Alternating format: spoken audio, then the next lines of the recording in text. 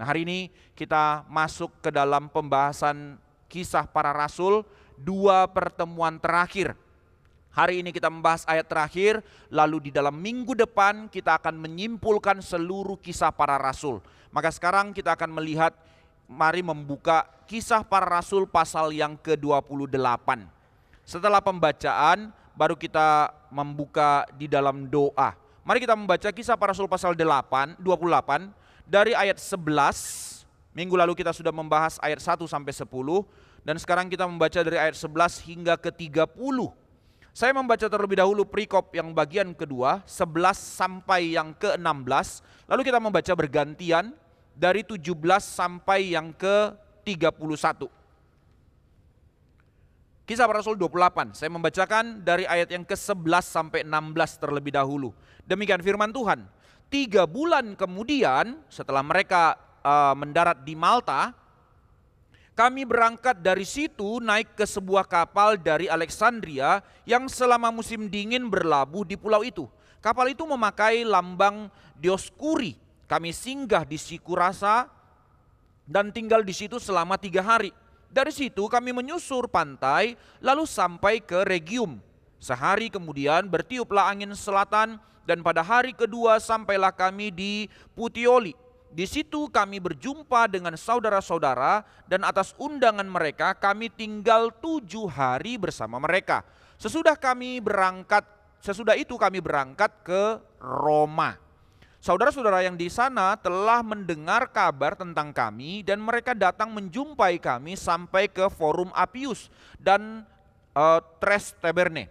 Ketika Paulus melihat mereka, ia mengucap syukur kepada Allah, lalu kuatlah hatinya. Setelah kami tiba di Roma, Paulus diperbolehkan tinggal di dalam rumah sendiri bersama-sama seorang prajurit yang mengawalnya. Jemaat 17.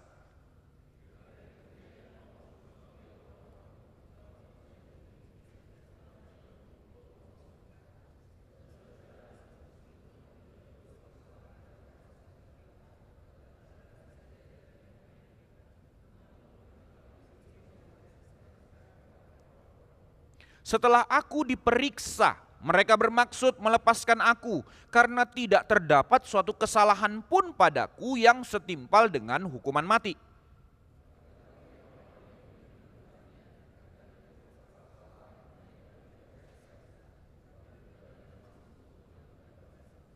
Itulah sebabnya aku meminta supaya aku melihat kamu dan berbicara dengan kamu, sebab justru karena pengharapan Israel lah aku diikat dengan belenggu ini.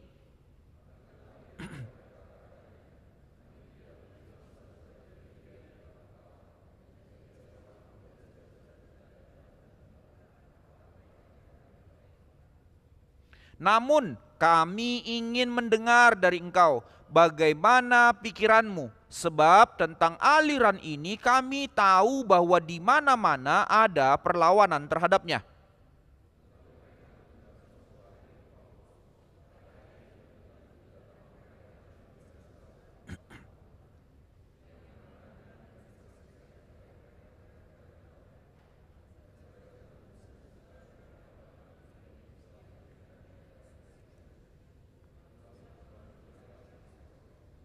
Ada yang dapat diyakinkan oleh perkataannya, ada yang tetap tidak percaya.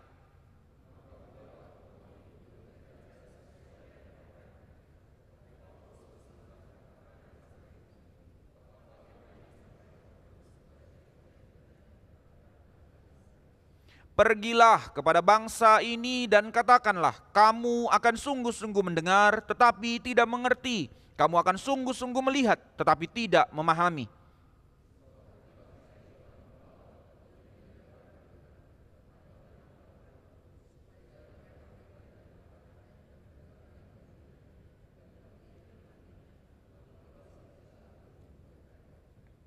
Sebab itu kamu harus tahu bahwa keselamatan yang berasal dari Allah ini disampaikan kepada bangsa-bangsa lain dan mereka akan mendengarnya.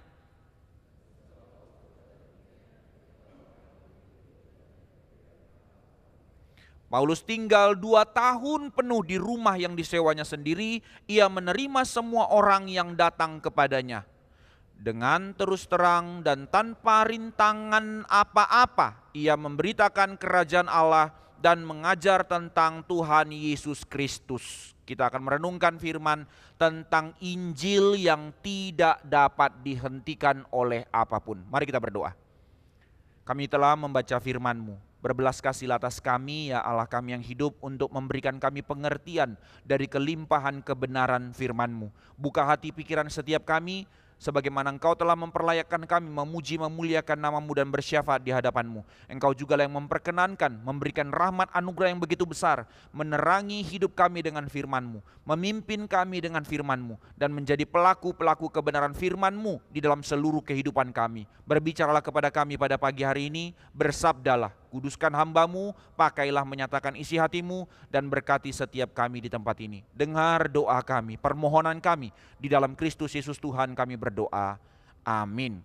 Saudara-saudara sekalian, di dalam pembahasan kita dari Kisah Para Rasul selama hampir 1,5 tahun lebih, kita telah melihat dari peristiwa awal Kisah Para Rasul, bagaimana perjalanan panjang Injil itu akhirnya sampai ke Roma.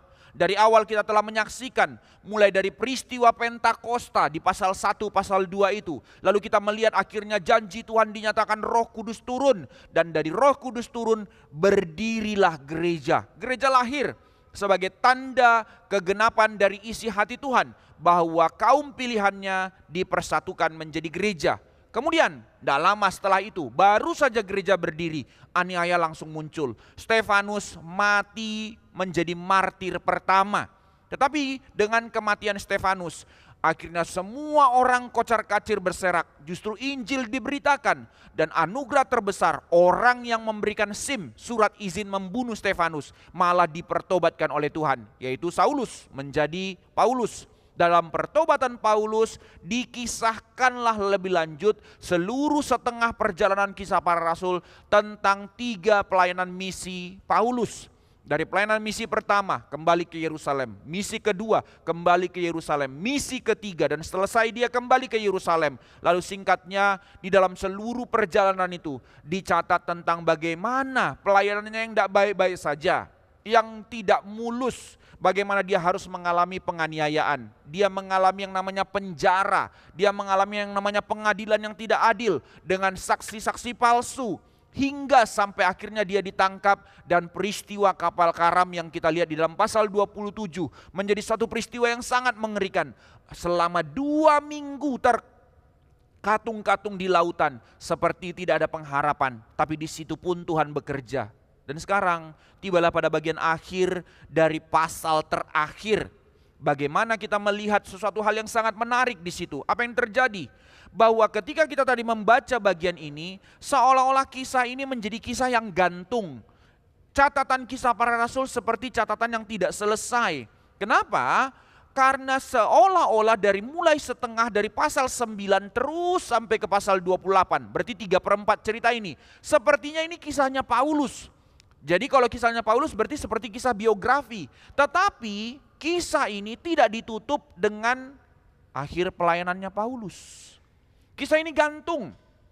Tidak diceritakan bagaimana akhirnya kehidupan Paulus, dia mati enggak. Tidak diceritakan hasil dari pengadilan itu bagaimana. Dia bebas enggak? Gimana sih? Cuman dikatakan ya udah dia tinggal di situ 2 tahun dan masih mengabarkan Injil. Maka di sini kita tidak diberitahu apakah Paulus dibebaskan atau dihukum mati, apakah dia melanjutkan misi seterusnya dan segala macam. Seolah-olah sekali lagi Kisah Para Rasul ditutup dengan catatan yang gantung. Tetapi saudara-saudara sekalian, disinilah kita boleh melihat kitab ini berakhir dengan kisah seorang di tahanan. Enggak happy ending ya kelihatannya ya. Seorang rasul yang masih terikat rantai, walaupun dia di dalam penjara rumah, means dia tidak boleh keluar dan segala macamnya, bahwa dia seorang penginjil yang begitu besar, tetapi sekarang dia masih harus terbelenggu karena menunggu hasil putusan pengadilan yang tidak kunjung selesai. 2 tahun dipending dengan segala politiknya Roma, dianggap dia tidak terlalu penting sehingga digantung di situ keputusannya. Maka pertanyaannya sekarang yang mau kita lihat, kenapa ya Kisah Para Rasul ditutup dengan kisah seperti ini? Tutup yang gantung, kayak enggak ditutup gitu ya. Karena justru ini yang kita mau lihat pada hari ini, karena kita sekarang sedang diajar untuk memahami suatu hal yang sangat indah, bahwa tokoh utama kisah para rasul bukanlah Paulus. Tokoh utamanya juga bukan Petrus, bahkan bukan gereja. Bukan itu tokoh utamanya kisah para rasul. Tokoh utama kitab ini, tema utama kisah para rasul adalah Injil itu sendiri. Maka pembacaan yang seperti inilah yang mau dibawa oleh Lukas untuk kita ngerti. Waktu kita membaca firman, ini bukan kisah-kisah moralitas. Ini bukan kisah-kisah superhero. Tapi ini kisah Allah yang bekerja di balik setiap peristiwa. Allah yang sedang bekerja di balik setiap tokoh-tokoh yang begitu lemah, yang begitu ordinary. Tetapi Allah bekerja di dalamnya. Menjadi satu cerminan yang begitu serius untuk kita sadari juga. Sebelum kita menggali kedalamannya, saudara, sadarkah engkau, kisah hidupmu bukan tentangmu, tapi tentang Injil yang bekerja di dalam engkau. Kisah hidupmu bukan tentang bagaimana segala pengharapan dan hari depanmu, tapi tentang kemuliaan Allah yang memimpin engkau. Kisah hidupmu bukan sekedar tentang perasaan dan pergumulanmu, tetapi tentang bagaimana nama Tuhan dipermuliakan melalui hidupmu. So, yang dahulu saya katakan, saya kutip dari kalimatnya Pendeta Rudi Pranoto almarhum. Saudara, ingatkah engkau, Tuhan tidak terlalu peduli dengan segala persoalan-persoalan dalam hidupmu. Kalau berhenti di sini, kita mungkin goyah. Tuhan macam apa yang kita percaya? Memang kalau kalimat ini berhenti di sini, goncang kita. Tetapi justru kalimat kedua menjadi pengharapan dan kekuatan bagi kita.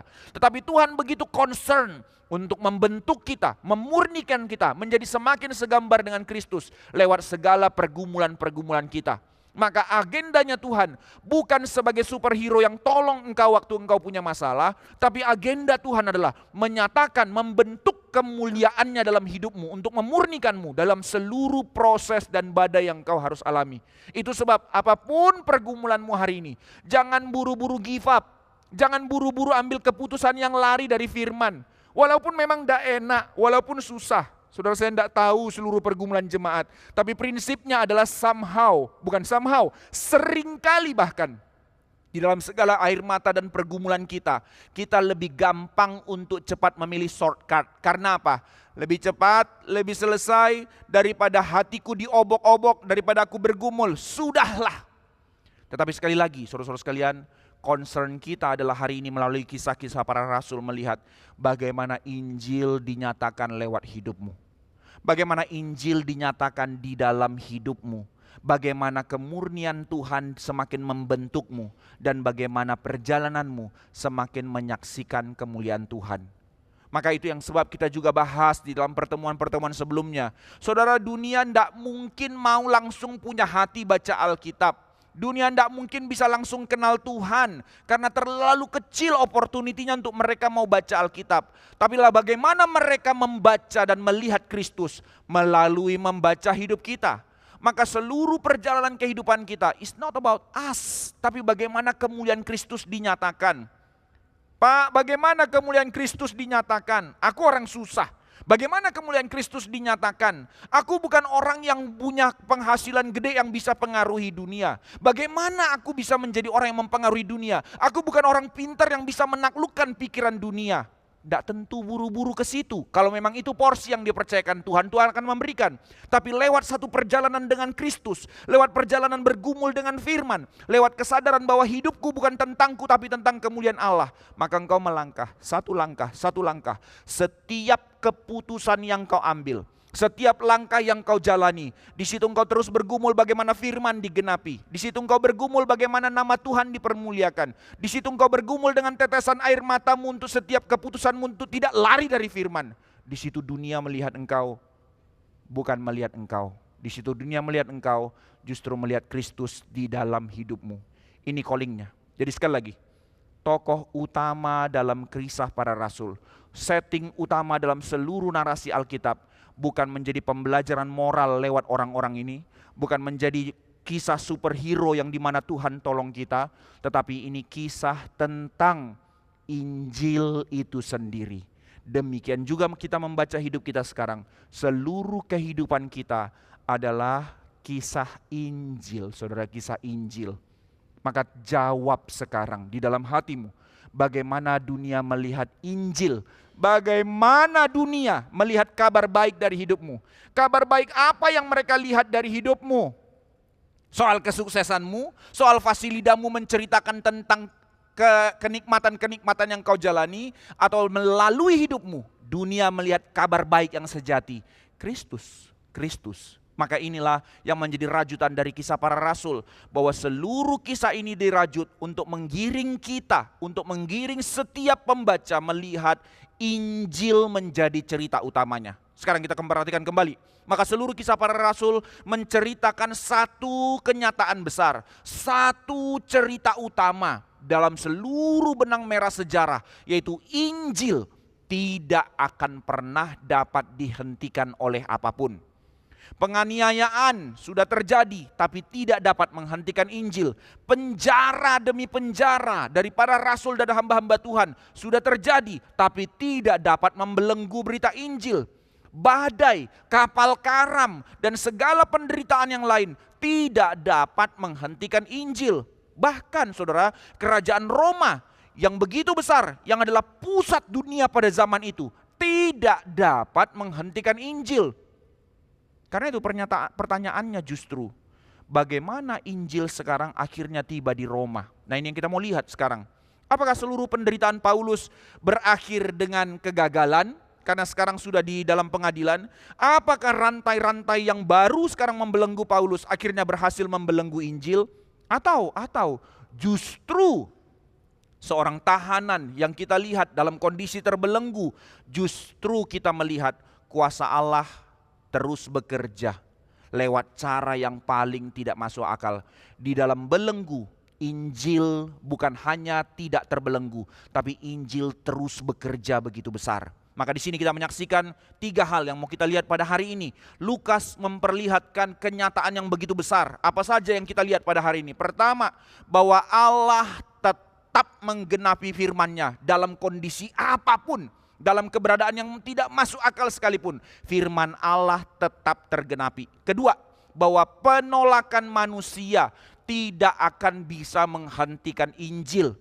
Ketiga, belenggu manusia, belenggu apapun yang diikatkan manusia, diikatkan oleh dunia kepada kita, tidak akan mungkin membelenggu firman Allah. Mari kita perhatikan saudara-saudara sekalian.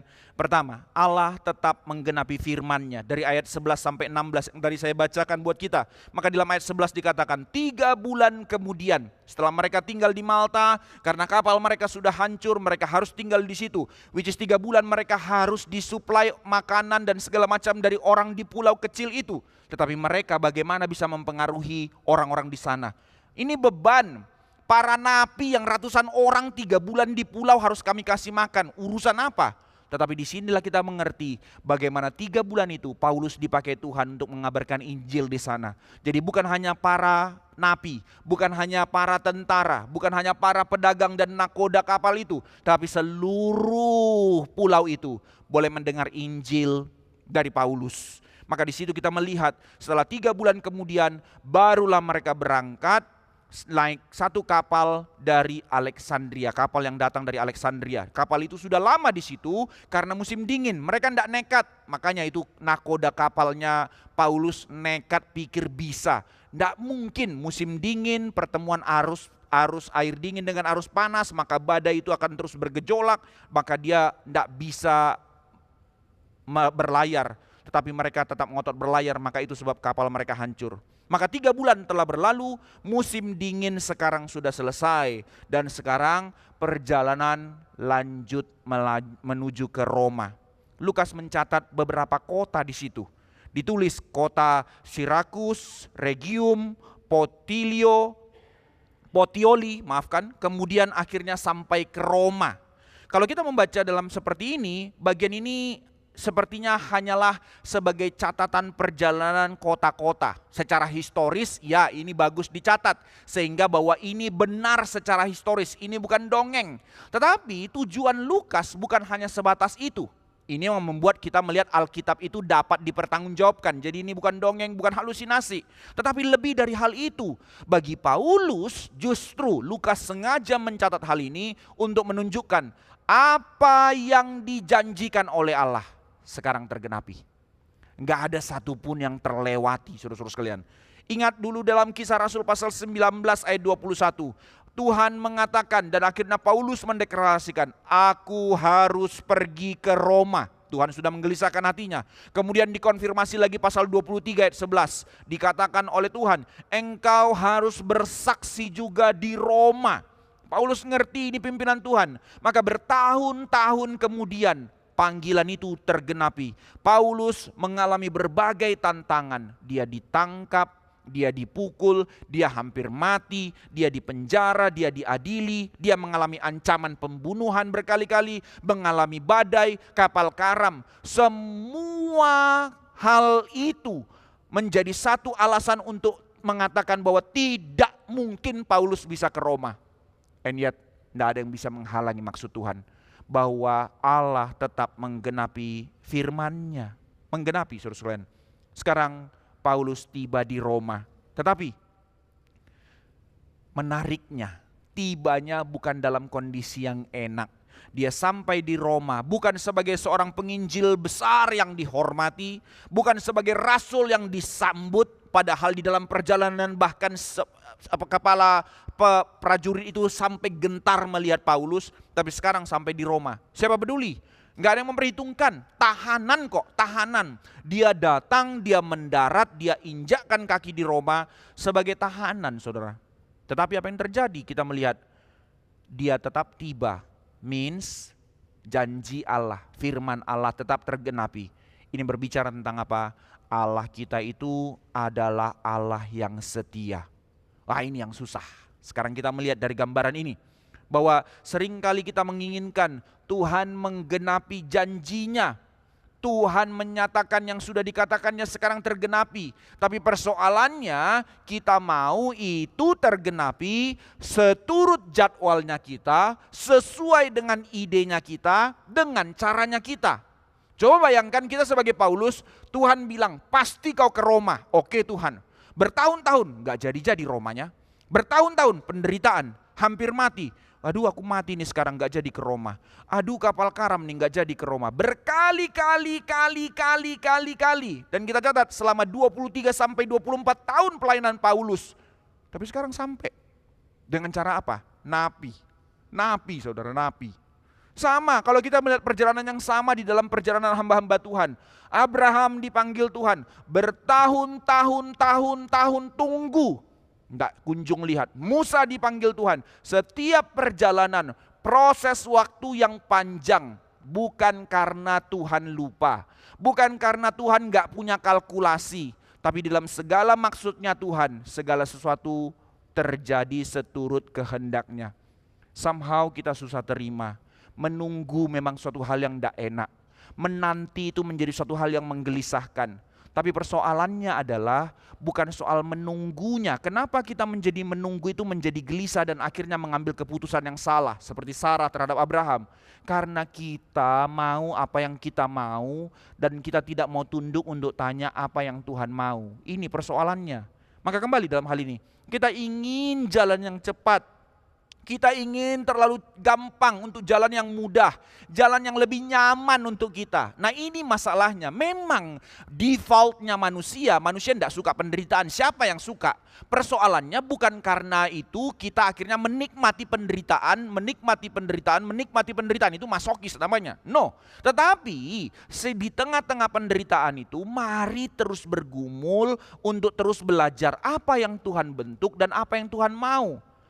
Maka di sini kita boleh mengerti, dengan cara itu kita akan bisa mengerti bahwa kita akan melihat janji Tuhan digenapi. Karena kita tidak berpegang kepada perasaan kita tidak bereaksi atau impulsif terhadap realita, tapi kita bereaksi kepada apa yang menjadi pimpinan dan kehendak Allah dalam hidup kita. Ini cara berjalan orang beriman. Maka kembali dalam hal ini, maka Paulus ingin pergi ke Roma sebagai penginjil, tetapi Allah membawanya sebagai tahanan. Paulus mungkin membayangkan perjalanan yang tenang, tetapi Allah membawanya melalui badai. Tetapi sekali lagi, tujuan Allah tidak pernah bisa digagalkan. Saya mengutip tafsiran John Stott, seorang reform yang sangat luar biasa. baru saja meninggal ya. Dia mengatakan demikian di dalam penafsirannya terhadap Kisah Para Rasul. Perjalanan Paulus menuju Roma sebenarnya sedang menunjukkan bahwa Allah tetap mengarahkan sejarah kepada tujuannya. Walaupun jalan menuju tujuan itu penuh dengan lika-liku dan penderitaan, tetap akhir dari seluruhnya tujuan Allah tergenapi. Maka ini cara kita berpegang kepada firman. Bukan caranya kita setting Tuhan harus supply. Tapi kita mau melangkah berdasarkan maksudnya Tuhan, janjinya Tuhan. Maka poinnya buat kita hari ini apa? Bapak Ibu Saudara-saudara sekalian, kita boleh belajar hari ini. Mungkin di dalam pergumulan kita, ada di antara kita yang merasa Tuhan terlalu lama. Tuhan terlalu lambat. Tuhan berapa lama lagi? Mau sampai kapan hatiku diobok-obok seperti ini? Mau sampai kapan aku terus dalam rupa-rupa pergumulan seperti ini? Tuhan, doaku belum terjawab.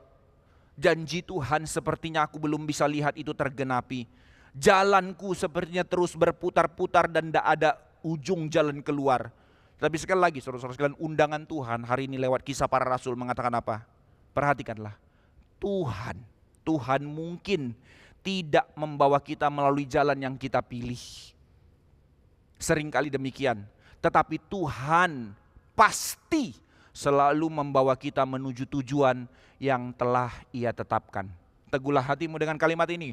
Tuhan memang mungkin tidak membawa kita melalui jalan yang kita pilih, jalan yang mulus, jalan yang nyaman.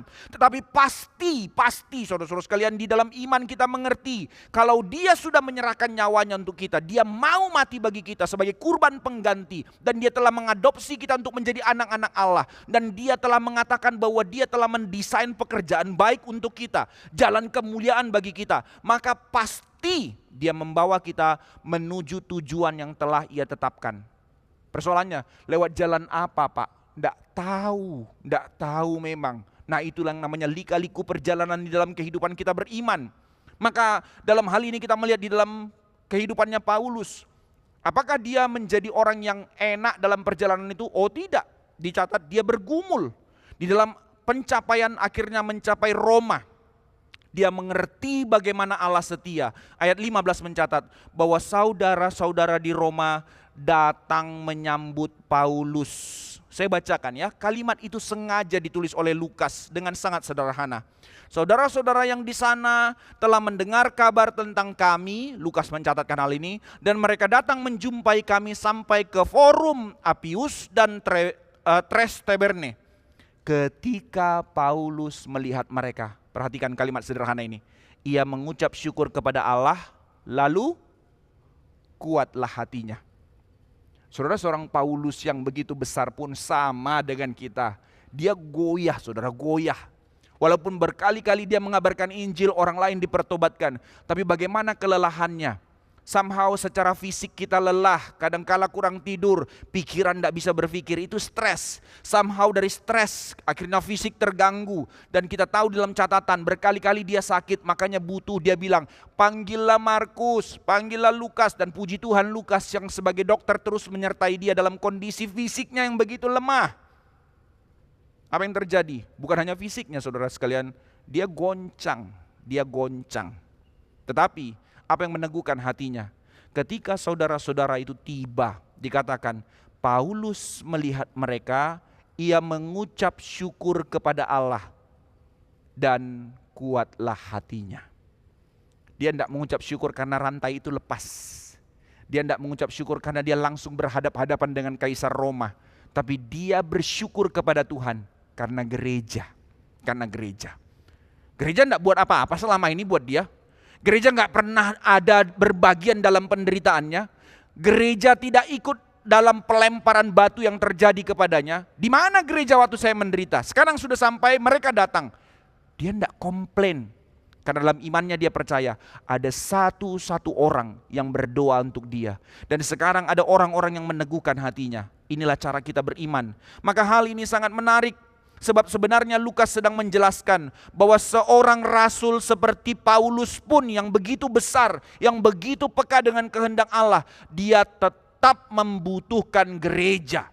Ia membutuhkan saudara-saudara seiman dan persekutuan untuk meneguhkan hatinya. Itu sebab sering kali kita bilang Tuhan, Tuhan, Tuhan, Tuhan. Tapi tetap kita menjauhkan diri dari persekutuan dengan gereja Tuhan. Dari mana kekuatanmu?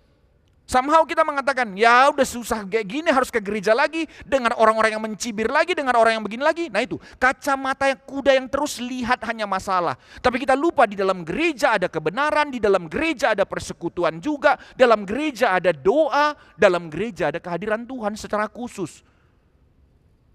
And yet kita tidak mau lihat itu. Kita hanya terus dengan kacamata kuda selalu dengan perspektif negatifnya kita. Tidak maju kita saudara, tidak maju. Maka sekali lagi di sini kita melihat bagaimana seorang rasul diteguhkan oleh persekutuan dengan gereja. Maka di sini kita boleh belajar bahwa Tuhan sering menguatkan saudara dan saya bukan dengan cara-cara spektakuler atau manifestasi-manifestasi tanda-tanda dari langit, melainkan Dia meneguhkanmu lewat kehadiranmu di tengah-tengah tubuh Kristus. Bahkan rasul besar sekalipun membutuhkan itu menjadi kekuatannya. Sampai di Roma sekarang muncul pertanyaan, apakah sekarang semuanya akan menjadi mudah? Oh, dia sudah diteguhkan hatinya. Apakah seluruh orang Yahudi akhirnya menerima Injil? Apakah semua penderitaan ini sekarang berakhir dengan kemenangan besar, seluruh Roma akan ditaklukkan di dalam zamannya Paulus? Faktanya tidak. Karena kita telah membacanya. Lukas kembali memperlihatkan suatu hal yang telah kita lihat di dalam sepanjang perjalanan kisah para rasul. Ada pola yang sama terjadi. Sekarang kita melihat bagaimana perjalanan Injil itu diwarnai oleh penerimaan dan penolakan. Selalu muncul itu dalam sejarah, bahkan sampai zaman kita sekarang. Meskipun demikian, ada yang terima, tetapi banyak yang tolak, bahkan berusaha untuk menganiaya. Tetapi bagaimanapun, Allah tetap menggenapi firman-Nya. Maka yang kedua, mari kita melihat penolakan manusia sekarang pun tidak dapat menghentikan Injil. 17-28. 3 hari setelah Paulus tiba di Roma. Nggak ngaso-ngaso, nggak santai-santai. 3 hari dia di sana, apa yang terjadi? Pertama, kenapa tidak langsung kabarkan Injil? Dia tahanan. Maka dia harus propose pelaporan dan segala macamnya sampai dia diizinkan untuk tinggal di satu rumah menjadi tahanan rumah. Dan dicatat dia harus bayar sendiri rumah itu. Sudahlah tahanan, harus sewa satu rumah yang dimana ada pengawal di situ untuk jaga. Maka setelah semua secara administratif itu boleh selesai, apa yang terjadi?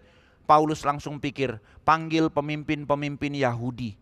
Saudara, ini bukan orang-orang Kristen, ini orang-orang Yahudi diaspora yang lain yang sudah tahu tentang isu satu bagian dari keyahudian yang namanya percaya kepada Kristus. Mereka juga tahu siapa Paulus dari mazhab yang bagaimana. Dia seorang yang begitu pintar menguasai perjanjian lama. Di dalam para scholar mereka saling tahu karena masih terbatas pada zaman itu.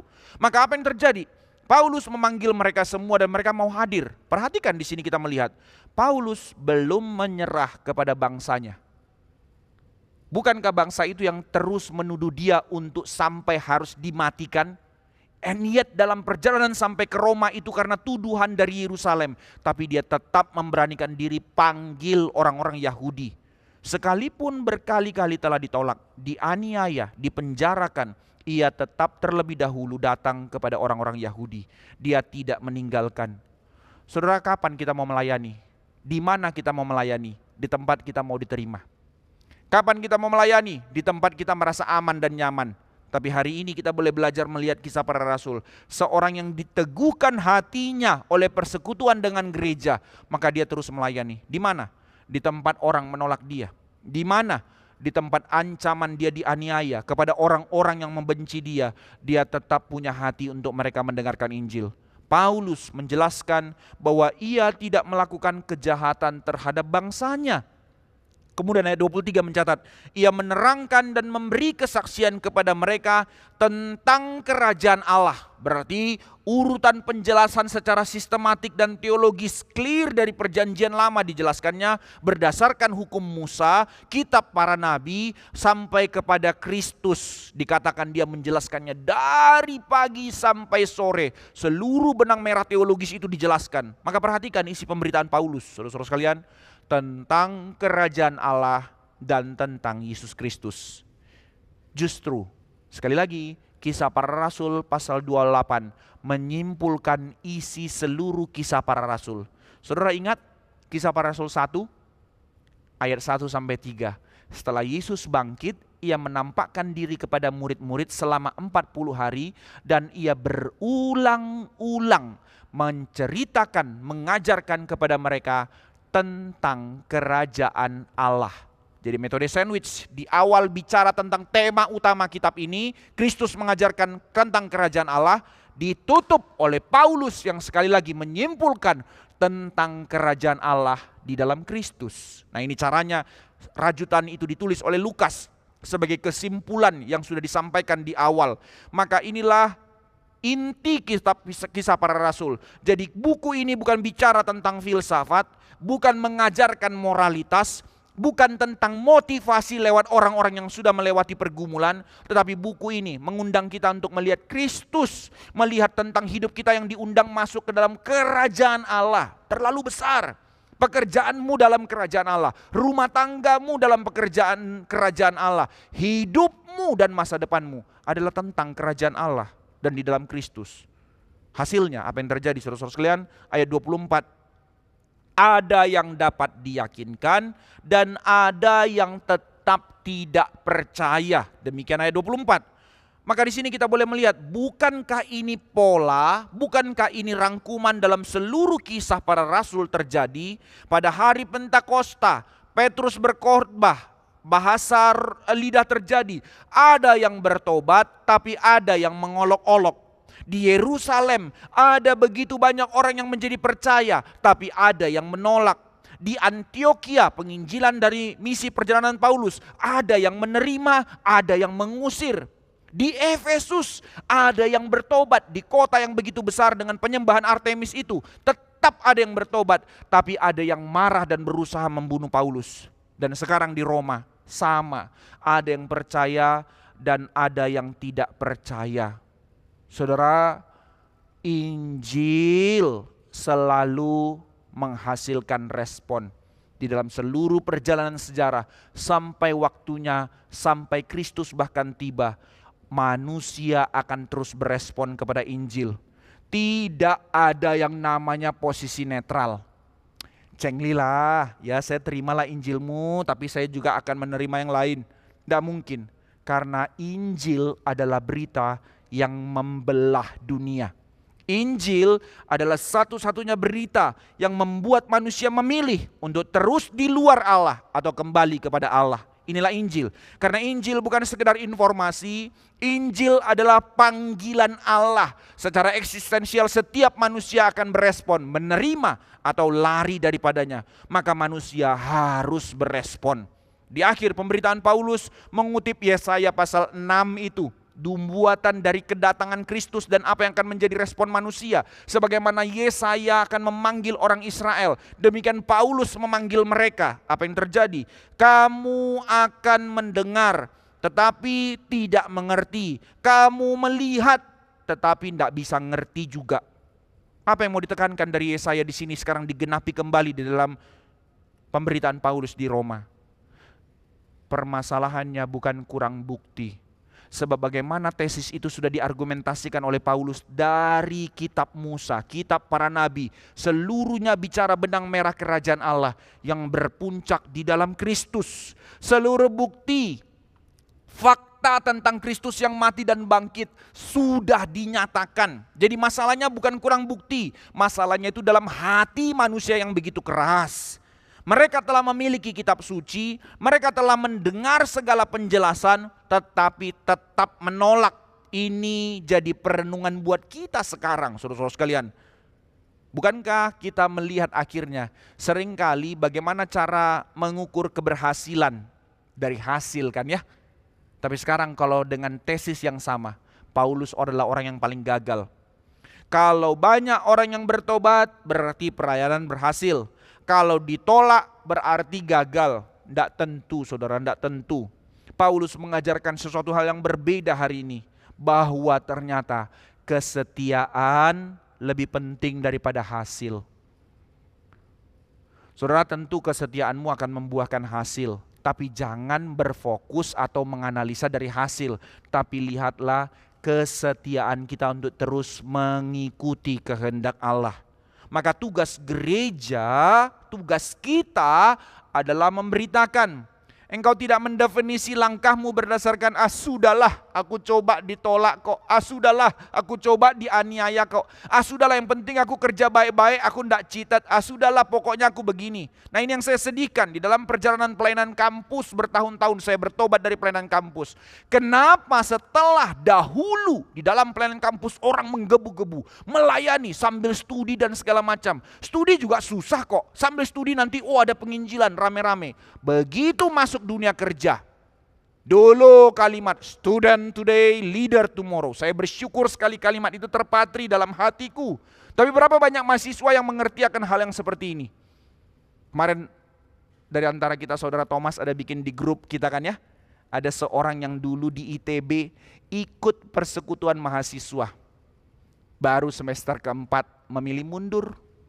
Setelah mundur ikut kompromi dan sekarang ditangkap KPK.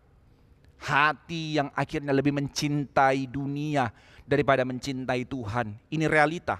Maka persoalannya bukan seberapa banyak jiwa yang telah engkau bawa. Bukan berapa luar biasanya engkau mengerjakan ini dan itu. Tapi yang dilihat Tuhan, kesetiaanmu untuk terus mencari wajahnya.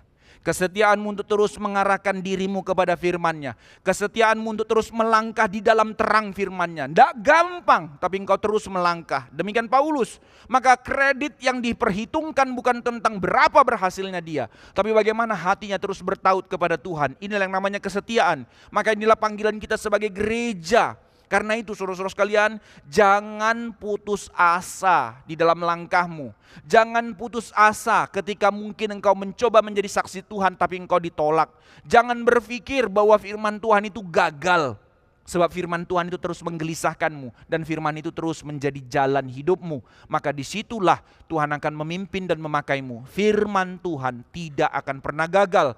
Yang menolak adalah hati manusia yang degil di dalam keberdosaannya. Bukan karena kegagalan demi kegagalan kita. Of course kita terus belajar. Tapi itulah tanda dari kesetiaan, bukan dari keberhasilan. Tetapi ketika sebagian orang menolak Injil, maka muncul pertanyaan besar sekarang, bagian terakhir yang kita renungkan. Apakah pelayanan Paulus gagal?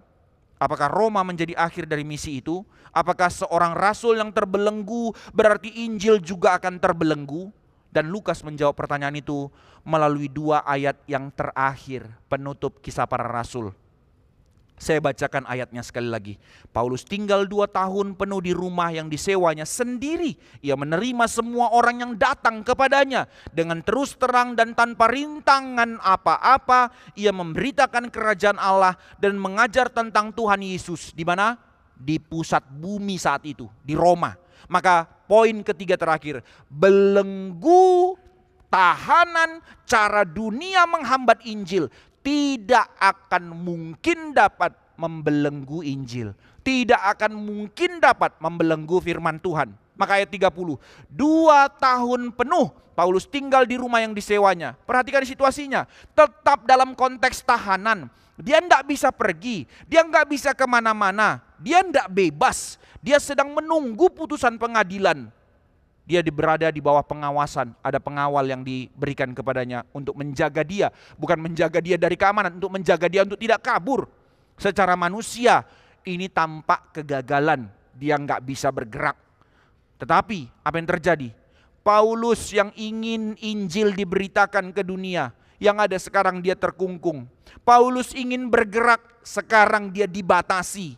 Paulus ingin melakukan perjalanan sebagaimana dulu misi 1, misi 2, misi 3. Tidak apa-apa menderita tapi terus bergerak.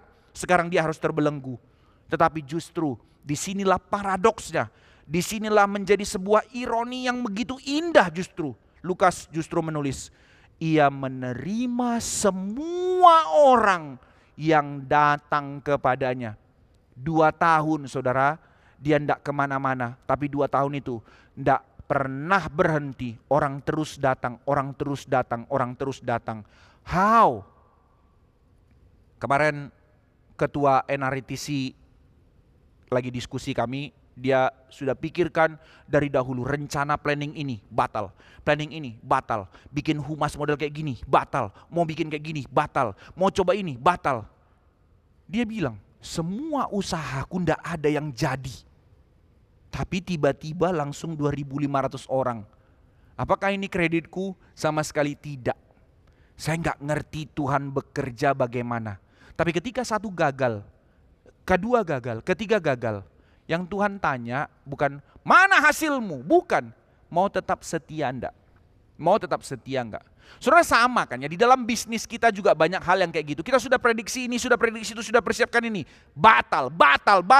How? Suddenly Tuhan bisa menggerakkan kita pindah, suddenly Tuhan membuat kita terhenti langkah. Banyak hal yang di luar nalar kita, tetapi kesetiaan untuk terus menjalankannya. Terlalu banyak yang terjadi dalam hidup kita itu hanya karena anugerah. And yet kita tidak bisa lihat.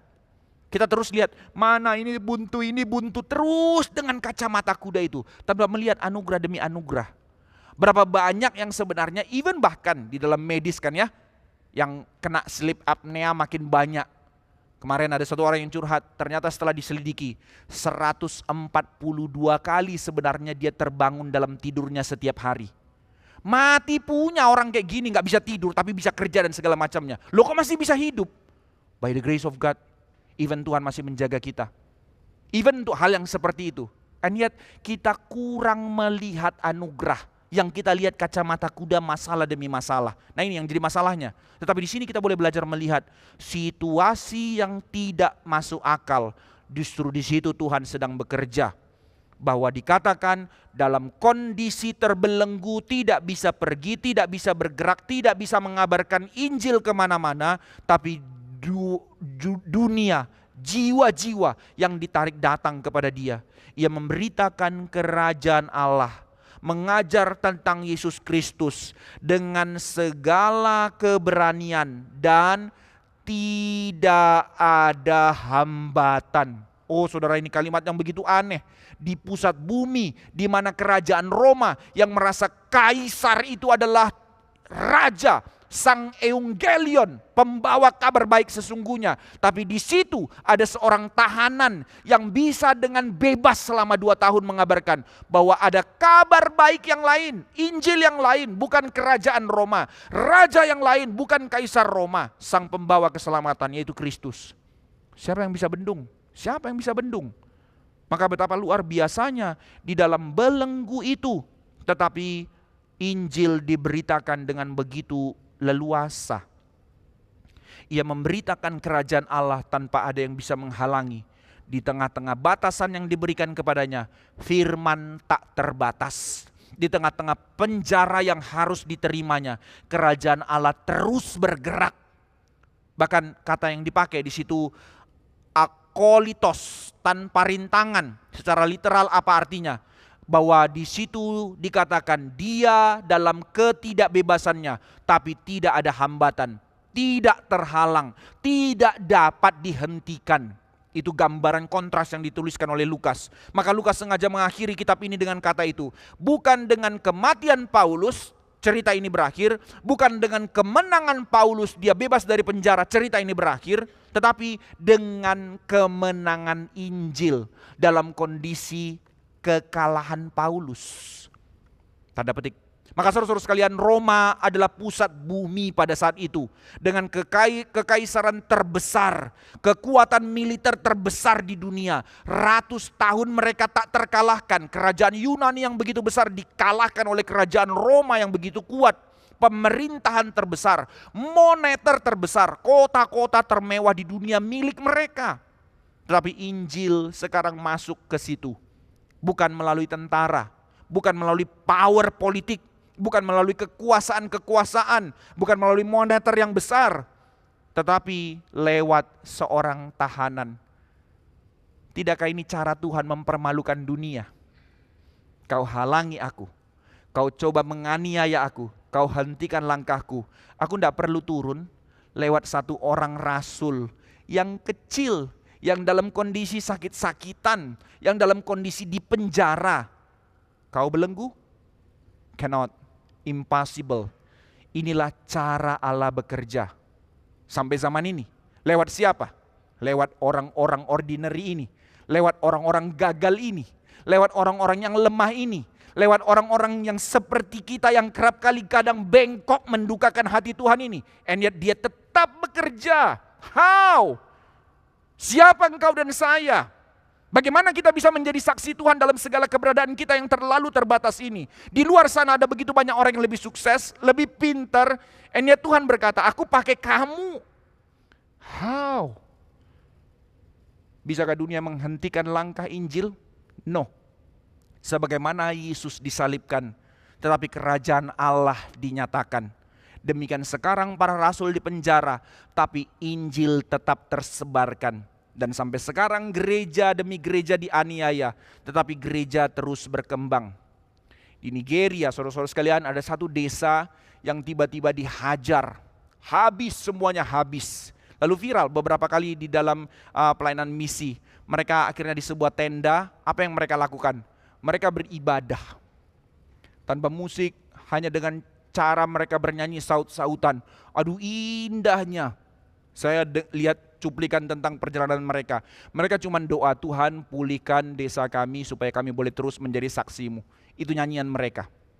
Tuhan bekerja, semua video itu viral sampai ke berbagai macam gereja-gereja dunia. Melihat apa yang mereka tangisi. Di Papua yang seperti saya ceritakan yang waktu lalu, setelah selesai penterjemahan Alkitab, begitu sampai pesawat itu, pesawat capung yang 12 orang itu, pesawat OMF itu, sampai masih di dalam karung Alkitabnya, begitu diterima oleh kepala desanya, dia pakai batik sederhana, dia langsung berdoa, hanya karena doa, nggak ada tari-tarian, doa tok, tapi semua nangis. Dia bicara kepada Tuhan, Bapa, dulu kau yang janji kepada Petrus, engkau yang pakai dia untuk mengabarkan Injil ke seluruh dunia. Sekarang Injil itu tiba di tempat kami, tiba di tangan kami. Orang kampung saudara, orang kampung, tapi bisa melihat kebesaran Allah. Lewat apa? Lewat kemegahan? No, lewat cara-cara yang ordinary. Gereja terus berkembang. Aniaya tidak dapat membelenggu, kuasa dunia tidak dapat mengalahkan. Karena tidak ada kuasa dunia apapun yang dapat menghentikan Injil Kristus. Ini pengharapan kita. Dan kita telah diundang masuk ke dalamnya. Dan ketika kita melihat sekarang Paulus pada akhir kitab ini, sesungguhnya kita melihat sesuatu yang lebih besar daripada kisah tentang Paulus. Bukan itu senternya. Karena Lukas tidak pernah bermaksud menjadikan Paulus sebagai pahlawan, superhero yang dipakai Tuhan. Tuhan butuh dia. No, Paulus hanyalah seorang hamba. Paulus hanyalah seorang saksi. Maka saudara-saudara sekalian, pada akhir kitab ini menunjukkan bahwa Paulus berakhir kepada perjalanan di dalam jalan Kristus untuk membawa Injil. Yesus yang ditolak, sekarang Paulus ditolak. Pola yang sama, metode kisah Lukas mencatat kisah Yesus di Lukas, sekarang Paulus di dalam kisah para rasul. Dulu Yesus ditolak, sekarang Paulus ditolak. Dulu Yesus diadili, sekarang Paulus menunggu pengadilan. Yesus yang memberitakan kerajaan Allah, sekarang Paulus yang memberitakan kerajaan Allah. Yesus yang menderita, sekarang Paulus yang menderita. Melalui hidup Paulus, Lukas mengajak kita untuk melihat kepada Kristus, bukan kepada dirinya. Karena sesungguhnya kitab kisah para rasul bukan terutama kisah tentang tokoh-tokoh. Sekali lagi, sebagaimana yang tadi saya katakan di atas, ini adalah kisah Kristus yang terus memimpin gerejanya. Ini adalah kisah karya Kristus yang terus bekerja di dalam kita gerejanya. Ini firman Tuhan. Maka Kristus yang naik ke surga pada pasal 1 adalah Kristus yang tetap bekerja di dalam sepanjang sejarah sampai pada pasal 28 ini, sampai sekarang kepada kehidupan kita. Kristus yang membuka pintu kerajaan Allah. Kristus juga yang memimpin perjalanan kita di dalam kerajaan Allah. Kristus yang menghibur hamba-hambanya dalam sepanjang sejarah adalah Kristus yang memelihara gerejanya di dalam sejarah. Kristus yang tidak hanya mati dan bangkit untuk berikan kita tiket masuk surga, tapi dia Kristus yang memastikan Injil untuk terus disebarkan ke seluruh dunia sampai kepada saudara. Bahkan saudara akan dipakainya untuk mengabarkan Injilnya. Dan karena itu kita sampai kepada pertanyaan terakhir kitab para rasul. Bukan pertanyaan tentang so what next, pengen tahu Paulus bagaimana. Bukan. So apa yang terjadi kepada Kaisar. Bukan. Melainkan pertanyaan tentang Injil itu sendiri. menjadi penutup dari kitab ini, menjadi pertanyaan bagi hati kita. Apakah Injil dapat dihentikan? Lukas menjawab, tidak. Kenapa? Tanpa rintangan apa-apa, ia memberitakan kerajaan Allah dan mengajar tentang Tuhan Yesus. Inilah kisah para rasul. Maka saudara-saudara yang dikasihi Tuhan, saya tutup sekarang. Mengapa Lukas tidak menceritakan kematian Paulus? Karena sekali lagi, it's not about us. Ini bukan tentang Paulus, bukan tentang kita. Para rasul akan mati, kita juga akan mati. Para pemimpin gereja akan mati. Kekaisaran Roma akan runtuh. Tetapi lihat, Injil Kristus tidak pernah bisa dihentikan. Hari ini, di mana Roma telah hilang. Hari ini, di mana zaman demi zaman yang telah menganiaya gereja, hilang satu-satu. Kekaisaran telah hilang, kerajaan demi kerajaan, pemimpin-pemimpin dunia, hilang satu-satu. Tempat-tempat di mana orang menganiaya umat Tuhan, hilang satu-satu. Hari ini, mungkin pemerintah Cina merasa dengan powernya dia bisa menghalangi Injil. Pemimpin Korea Utara dengan powernya dia bisa menghalangi Injil. Orang-orang di Afrika, kaum suku Boko Haram yang terus meneror orang Kristen mungkin bisa menahan Injil. Orang-orang yang terus menahan pendirian gereja di Bekasi dan segala macamnya, mungkin sangka mereka bisa menahan Injil. Tapi mereka tidak pernah belajar dari sejarah. Tak ada yang bisa, saudara, tidak ada yang bisa. Sebab Injil Kristus masih dan akan terus diberitakan. Karena Injil tidak dapat dihentikan. Penganiayaan tidak dapat menghentikan. Penjara, penderitaan, penolakan dan kematian tidak dapat menghentikan. Karena Kristus yang bangkit adalah Raja. Dan kerajaannya itu dinyatakan di dalam kita oleh kuasa dan pimpinan Roh Kudus. Dan karena itu, pertanyaan bagi kita hari ini, saudara, jawablah di hadapan Tuhan. Apakah engkau, apakah setiap kita benar-benar percaya dan berpegang kepada Injil, kabar baik tentang Kristus ini? Kabar Injil Kristus yang terus, masih dan pasti akan berkuasa ini. Jika kita percaya Injil yang seperti ini, tidak ada alasan saudara untuk menjadi orang yang pongah, karena bukan tentang kekuatanmu. Tidak ada saudara alasan untuk menjadi minder dan tutup diri, bukan karena kekuatanmu, tapi karena anugerah itu bekerja dalam hidupmu. Maka pertanyaannya, apakah sekarang saudara yang percaya akan Kristus adalah saudara yang bersedia untuk hidup menjadi saksinya, bahwa engkau tahu bukan karena kekuatanmu, bukan karena kemampuanmu, tapi karena kuasa Allah. Ketika engkau menjadi saksi Tuhan, tidak ada yang dapat menghentikan Injil itu. Inilah panggilanmu, inilah panggilanku, inilah panggilan kita sebagai gereja. Dan inilah arti dan tujuan dari hidup kita sebagai orang yang telah ditebus. Menjadi saksi Tuhan. To bring shalom to the world. Maka melalui seluruh hidup saudara dan saya, Injil mau dinyatakan. Berapa lama engkau terus menunda? Berapa lama engkau terus mengatakan nanti, nanti, dan nanti? Berapa lama lagi alasanmu untuk mengatakan takut, takut, dan takut? Kasih Tuhan sudah penuh dalam hidupmu. Sebab Kristus telah menebusmu. Dan Kristus Tuhan adalah Tuhan yang mau memimpinmu. Kerajaannya terus akan bekerja, bergerak lewat saudara dan saya. Lewat setiap orang beriman di dalam sepanjang sejarah. Injil terus diberitakan. Karena itu, undangan Tuhan kepadamu hari ini, beritakanlah. Amin. Mari kita berdoa. Selidiki hati kami Tuhan. Terangilah pikiran kami. Untuk sekali lagi kami mengerti arti keselamatan yang telah Kau sediakan bagi kami. Bagaimana sejarah menyaksikan. Bagaimana firman Tuhan memberitakan bahwa tidak ada yang dapat membelenggu Injil Kristus. Dan ketika kami sekarang yang telah menerimanya dipanggil untuk menjadi saksi di tengah-tengah dunia ini, teguhkanlah hati kami. Janganlah kiranya kami menjadi bias, janganlah hidup kami menjadi cara hidup yang sama dengan dunia yang selalu tentang kami. Tapi biarlah kami boleh belajar, melihat bahwa seluruh kehidupan kami tentang Injil Kristus, tentang kemuliaan Allah yang Tuhan sudah percayakan kepada kami. Bahwa kami sadar kami tidak mampu untuk menanggungnya, untuk mengerjakannya.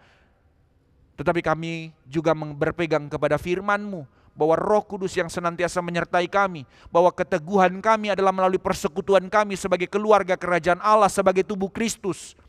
Teguhkanlah hati kami, gerejamu. Teguhkanlah hidup kami, langkah kami, tak kalah penuh dengan air mata dan segala pergumulan yang Tuhan izinkan. Badai demi badai, malta demi malta dalam kehidupan kami. Tapi ending dari semua itu, tidak ada yang membelenggu firman, tidak ada yang mampu menghentikan kuasa Injil. Dan sekarang Tuhan mempercayakan itu kepada kami. Tuhan, teguhlah langkah kami untuk terus berjalan menjadi saksi-Mu sampai seumur hidup kami. Dalam diri kami, dalam keluarga kami, dalam langkah pelayanan kami, dalam langkah pekerjaan kami, atau dalam langkah studi anak-anak yang ada di tempat ini. Setiap kami melangkah menjadi saksi Injil. Ini kami, perlengkapilah kami, teguhkanlah hati kami, utuslah kami, pakailah kami sampai seumur hidup kami. Demi kemuliaan-Mu. Di dalam Kristus Yesus Tuhan kami berdoa. Amin.